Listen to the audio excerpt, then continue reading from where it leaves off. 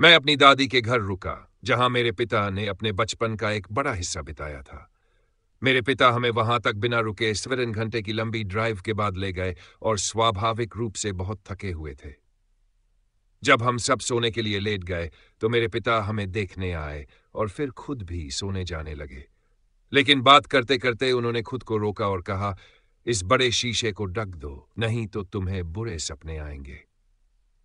अब एक शीशे से बुरे सपने आने की बात मुझे दिलचस्प लगी, लेकिन मेरे भाइयों ने जिद की कि इसे ढक दिया जाए। मैंने भी शीशे को ढक दिया।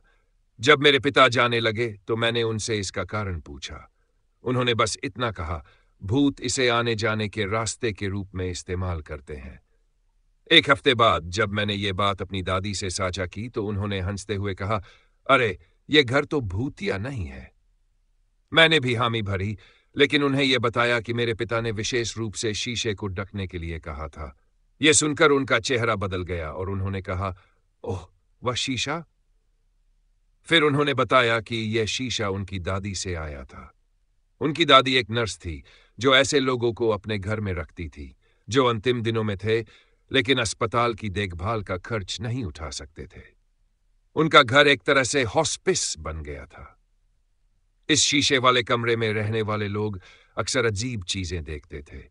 एक बुजुर्ग महिला ने एक युवा लड़की को कमरे में आते और वीणा बजाते हुए सुना। उन्होंने इसे एक खूबसूरत अनुभव बताया, लेकिन घर में न तो कोई वीणा थी और न ही किसी और ने इसकी आवाज सुनी। एक छोटे लड़के ने एक बड़े लड़के को देखा, जो उसके साथ खेल खेलता था और सभी खेलों को बहुत अच्छे से जानता था। लेकिन एक बेहद गंदी और झगड़ालू महिला, जिसने कभी बाथरूम का इस्तेमाल नहीं किया और खाना पकाने के बर्तन में गंदगी कर उसे अपने बिस्तर के नीचे छिपा दिया, उसने कुछ भयानक देखा। उसने कहा कि उसने शैतान को देखा, जो उस पर आग फेंक रहा था। उसने नर्स पर आरोप लगाया कि वह उसे मारने की कोशिश कर रही थी और पुलिस को बुलाया गया था।